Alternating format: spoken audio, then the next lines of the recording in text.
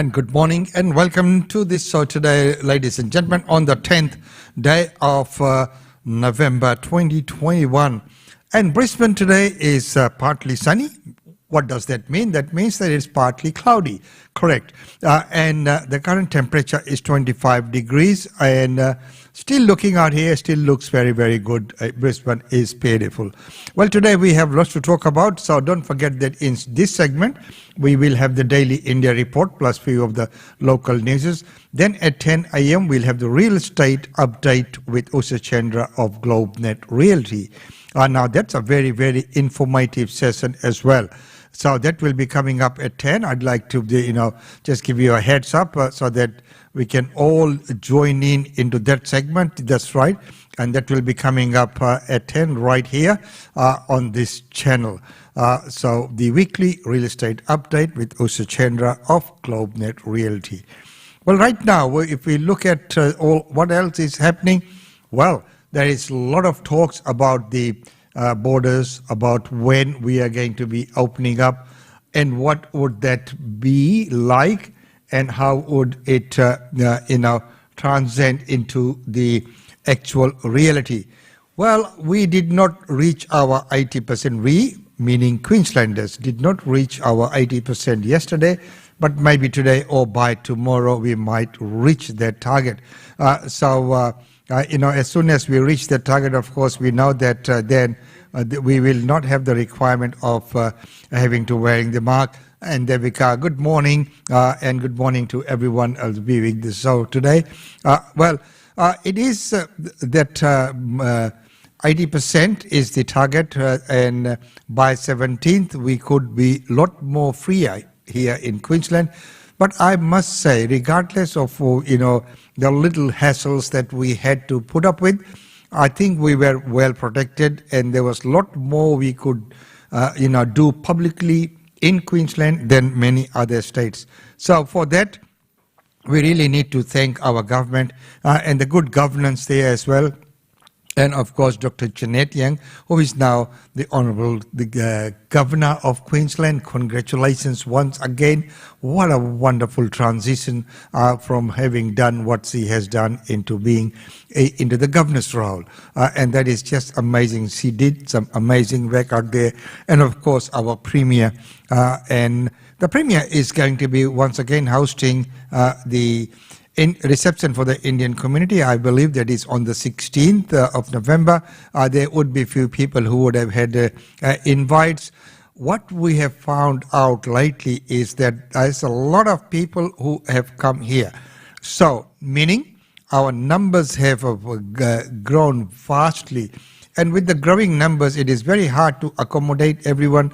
There's new organizations coming in every day. So what means is individual organizations are now having their numbers reduced. So the number of attendees or the number of invites per organization is reducing, but the total number of people attending the event is still there. So it will be on 16th, which is a Tuesday, which means unfortunately I cannot attend.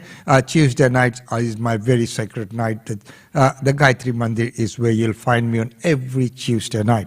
Well, right now, let's move on with some of the news for today. Well, yesterday we had this one happening live, but this is what our Prime Minister had to say about what Bill Shorten's policy was, and he said he would not like to be told what to be done.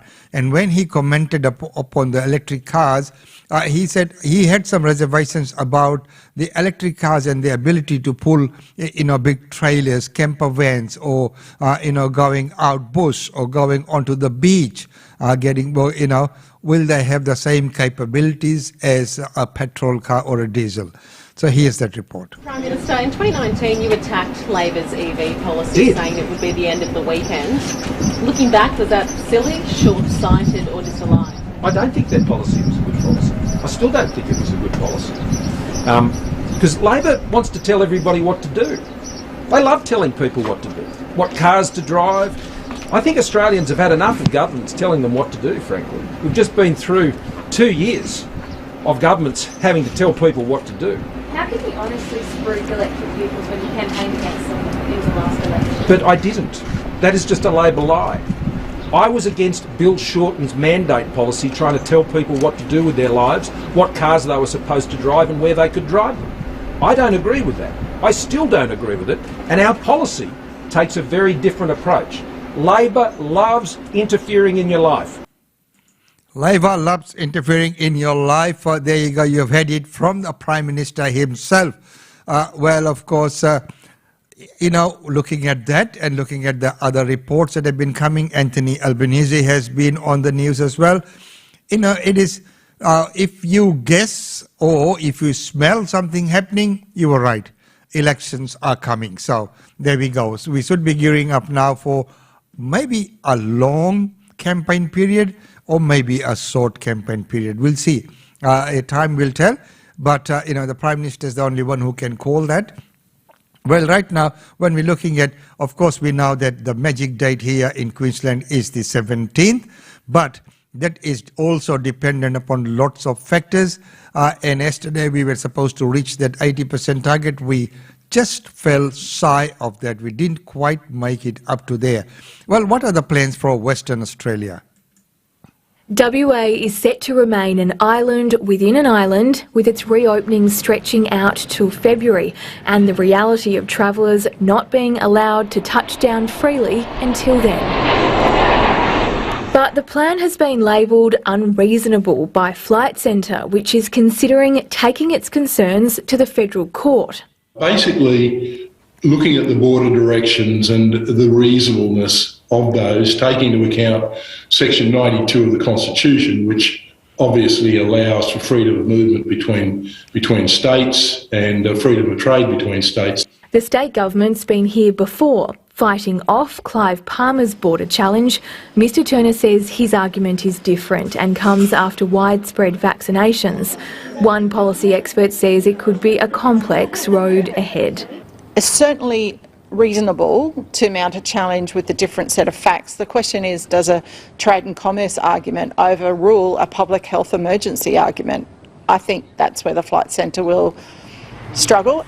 The state government says it's up for the fight. If people want to challenge these decisions, they're at liberty to do so, but we're confident of all the measures that we've put in place. WA is aiming for a 90% double vaccination rate, a target raising eyebrows in Canberra. Once you go over 80% and you keep things locked down, you are doing more harm than good to your economy. Well, there's no reason why Western Australia should be any different to any other state across the country. But the state government is standing by its plan and says its Super Vax weekend saw a 10% increase in take-up compared to the previous weekend. Eliza Lashon, ABC News. There you go, the 90% target, which is a little bit ambitious, and it is a little bit high because there will always be people who are a bit reluctant. And as the Prime Minister said, that if you go above that 80% mark and still keep the state in lockdown, you're actually doing more harm than good to the economy. Well, of course, we know that, the economy greatly suffers with these lockdowns and border restrictions. And just Frydenberg there, I have to agree with him on that point, that why should any state be different from others? There should be a uniformity and there should be a uniform rule right across the country. Of course, we are different borders, we have our territories, that's fine. But rules and regulations, there should be that fairness, that continuity right across, so that it does not sort of disadvantage any other state or advantage one state over the other. Well, right now that police are condemning that the hit and run case where the driver failed to even stop. Is there a chance that this man may have not known that he hit someone? Absolutely not. So the man, as soon as he stopped, we've had some passers-bys who have stopped to assist the two road workers. Immediately they've witnessed that collision. These two Good Samaritans have jumped out of the car, ran to the aid of the road workers, and then they've run to the aid of the driver. and the driver has got out, looked directly in the at the two victims, and then ran off. How do you describe that? It's just a callous, cold act. It's the act of a coward. A careless, cold act, and of course, there's no duty of care. Accidents do happen, but you should be there and just face up with the truth at that time. Well, of course, we now know that in Australia, we are a diverse nation and culturally and linguistically very, very diverse. And of course, many times and often the indigenous community get overlooked. But in the recent time, there's been a little bit more attention paid in that direction, and rightfully so. And there is a lot more that really needs to be done to bring everyone on par, as some of these practices are quite culturally sensitive as well, as per this report. 12 years ago, a car accident left Randon Kitchener with long-term injuries and brain damage. It's only in the last 2 years that he's finally been able to have physical therapy, allowing him to volunteer as a gardener in Kawanyama. It was letting me down. I was feeling down.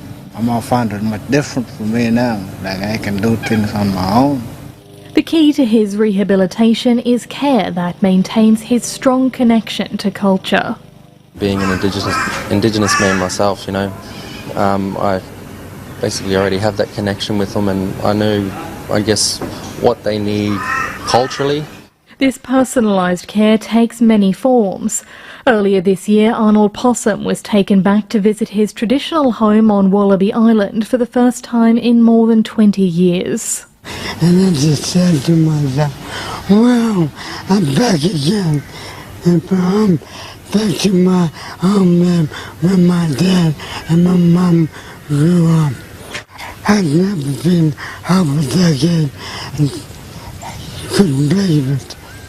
It was the first trip of its kind, made with several local Indigenous rangers. Getting him back on country, you get a lot of our mob back on their country. That's when the healing process starts to take place. Family and culture in I guess, not only Indigenous communities, but the Indigenous culture, it's a massive thing, the healing process and being able to find yourself again. Randon Kitchener hopes the program will lead to a job for him in the community.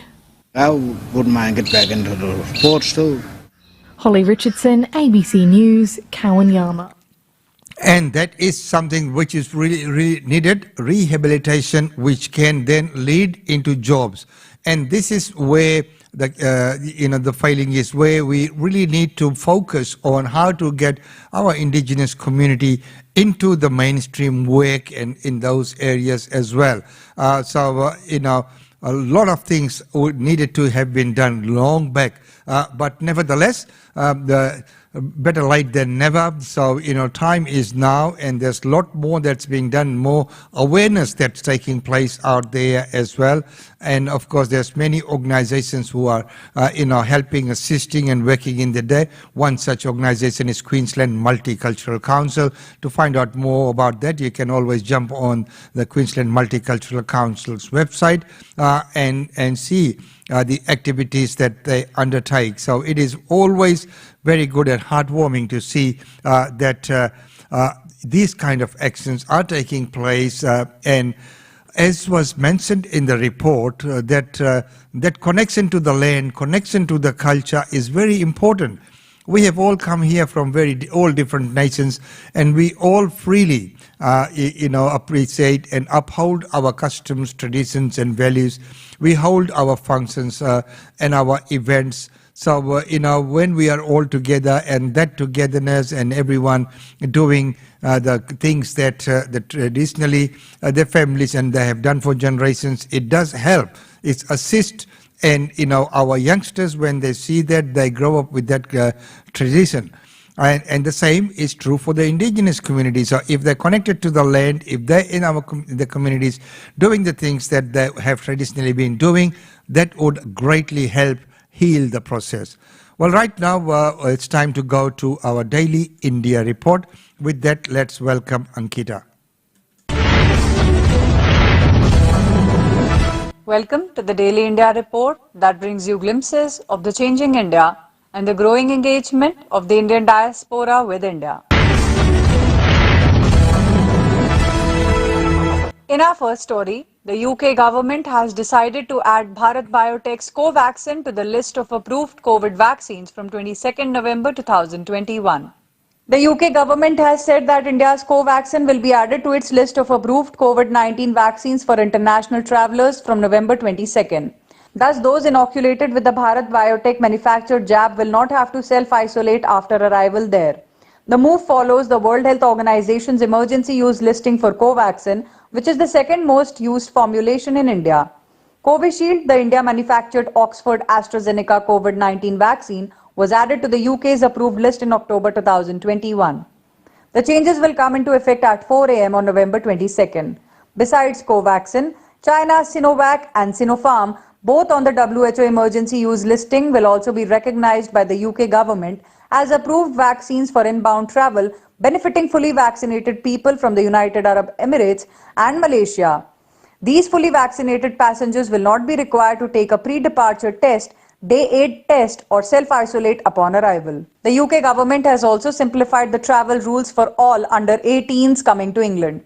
They will now be treated as fully vaccinated at the border and will be exempt from self-isolation requirements on arrival, day 8 testing and pre-departure testing. They will only be required to take one post-arrival test and a confirmatory free PCR test if they test positive.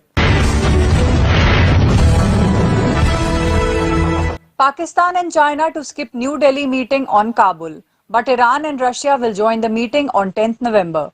After Pakistan's refusal in the first week of November, China has cited scheduling issues to convey that it will not participate in the Delhi Regional Security Dialogue on Afghanistan on November 10th. While the two neighbors have chosen to stay away, the other key countries in the region, Russia, Iran, Tajikistan, Uzbekistan, Turkmenistan, Kazakhstan and Kyrgyzstan, are expected to participate in the meeting to be held at the level of National Security Advisors and chaired by India's NSA Ajit Doval. Though it has refused to attend, China has conveyed that it is open to maintaining contact and discussions through bilateral diplomatic channels. Sources said the meeting will look at evolving a regional security architecture to deal with the challenges arising out of the Taliban takeover of Afghanistan, mainly terrorism within and across its border, radicalization and extremism, cross-border movement, drug production and trafficking, and potential use of weapons and equipment left behind by the US and its allies. The Delhi meeting will be attended by Rear Admiral Ali Shamkhani, Nikolai P. Patrushev, Karim Masimov, Marat Mukonovich Imankulov, Nasrullo Ramtjon Mahmudzoda, Charimarat Kakalevich Amavov, and Viktor Makhmudov. Indian Ministry of External Affairs said the high-level dialogue will review the security situation in the region arising from recent developments in Afghanistan. India has traditionally enjoyed close and friendly ties with the people of Afghanistan and has called for a unified international response to address the security and humanitarian challenges facing Afghanistan. The forthcoming meeting is a step in that direction. 4 people died as heavy rain batters Tamil Nadu, and the India Meteorological Department issues alert as cyclonic circulation persists. As many as 4 people were killed and over 1,400 moved to relief camps as heavy rain continued to batter parts of the Indian state of Tamil Nadu. Chief Minister M.K. Stalin inspected rain-affected areas and also distributed flood relief assistance to people in Chennai's Royapuram.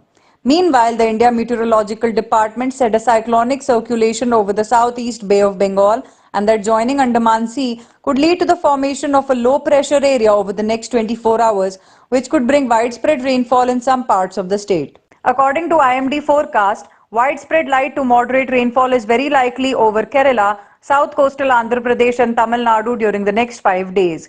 Meanwhile, in Chennai and its suburbs, a section of subways was closed and traffic diversions were implemented, resulting in a harrowing time for commuters, even as civic workers locked to remove silt and declog drains. The heavy rainfall led to the disruption of bus services on several routes. The metro train services were not affected.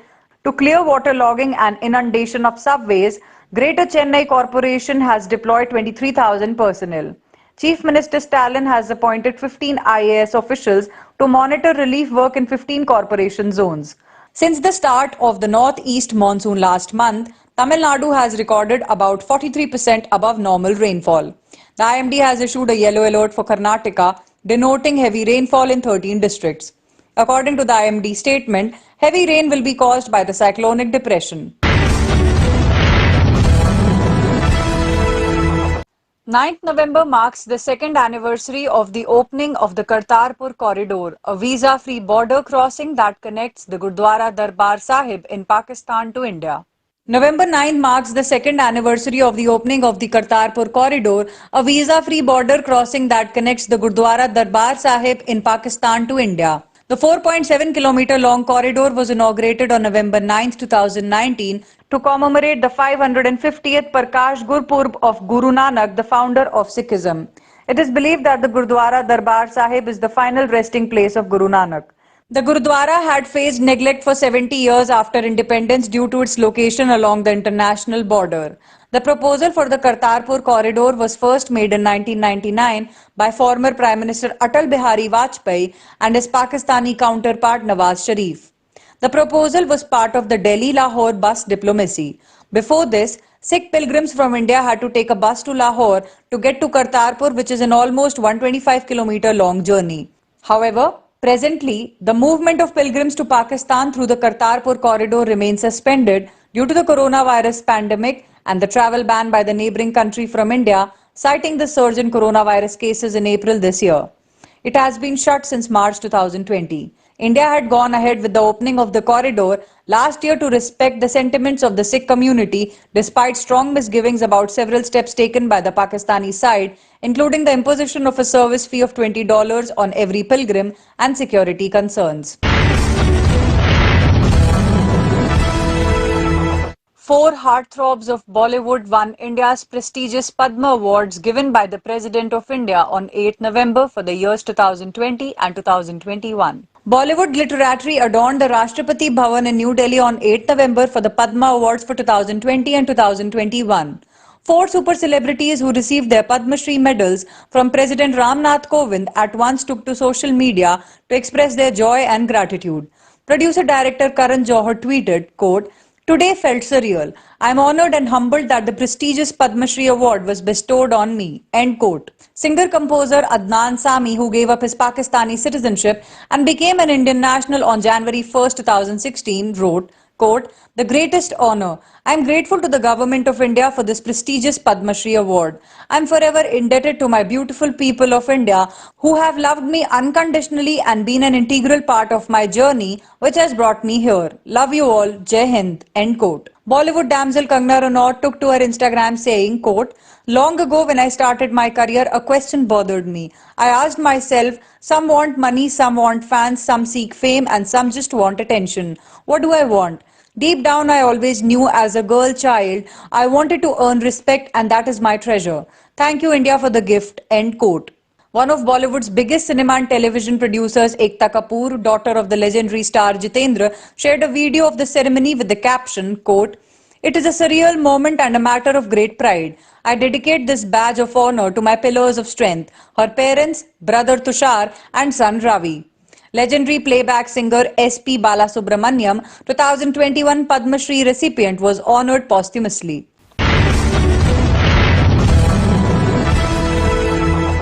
India out of T20 World Cup, but after a good victory over Namibia by 9 wickets. Ravindra Jadeja's 3 for 16 with the ball and 50s from KL Rahul and Rohit Sharma helped to give Virat Kohli victory in his final match as India's 2020 captain. India's elimination from the T20 World Cup was confirmed on 7 November when New Zealand defeated Afghanistan, which made Monday's match a dead rubber. Overseeing his 50th match in charge of the side, Kohli had a peripheral role as Namibia were restricted to 132 for 8 after being asked to bat first, with the total overhauled with 28 balls to spare. The spinners Jadeja and Ravichandran Ashwin took 3 wickets before an opening 86-run stand broke the back of the chase, with Rohit particularly aggressive as he raised his way to a 31-ball half-century. This match also marked the end of India head coach Ravi Shastri's tenure after more than 4 years at the helm. He is being succeeded by Rahul Dravid. Bollywood star Ayushmann Khurrana unveils the new poster as the trailer of Chandigarh Kare Aashiki is dropped online. Bollywood star Ayushmann Khurrana and Vani Kapoor are gearing up for the release of their upcoming film Chandigarh Kare Aashiqui. After several delays, the film is now set to hit the theatres later in 2021. Fans have been waiting for any update on this first-time collaboration of Ayushmann and Vani. The film's trailer has finally been released. The nearly 3-minute-long trailer opens with Ayushmann's character Manu Munjal, a weightlifting champion and fitness trainer in Chandigarh, who falls in love with Manvi Brar, the new Zumba instructor at his gym, essayed by Vani. Things go awry when Manu proposes to Manvi, who reportedly reveals she is transgender. The trailer is also pepped with comic scenes and drama, giving a glimpse of a mind-bending love story. The movie by ace filmmaker Abhishek Kapoor marks the first ever collaboration between Ayushmann and Vani. Chandigarh Kare Aashiqui, which wrapped its shoot in late December 2020, was the first Indian film to complete the entire shooting during the coronavirus pandemic. The film has been produced by Bhushan Kumar's T-Series in collaboration with Pragya Kapoor's Guy in the Sky Pictures. Chandigarh Kare Aashiqui is all set for its theatrical release on December 10th next month. That's all for this bulletin of Daily India Report. Thank you for watching. And thank you very much, Ankita, for that report. So don't forget that this is a PIO TV presentation exclusive for Brisbane Indian Times and Australian Indian Radio. Well, next up we'll have real estate update with Usha Chandra right here in the studios at 10 a.m. So make sure you tune in for that. Right now, I'd like to leave you with some of the functions and events taking place here in Brisbane.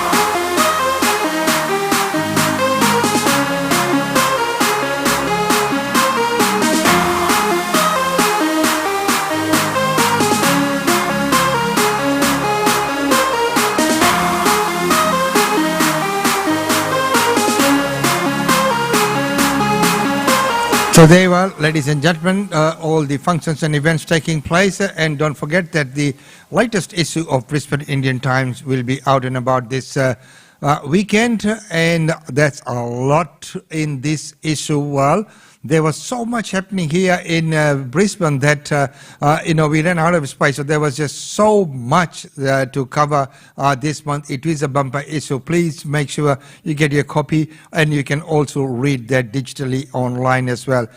We will see you back at 10 with Usha Chandra right here in the studios when she brings to you the latest in real estate. So the weekly real estate update with Usha Chandra will be on at 10 a.m. Until then, it's goodbye from me.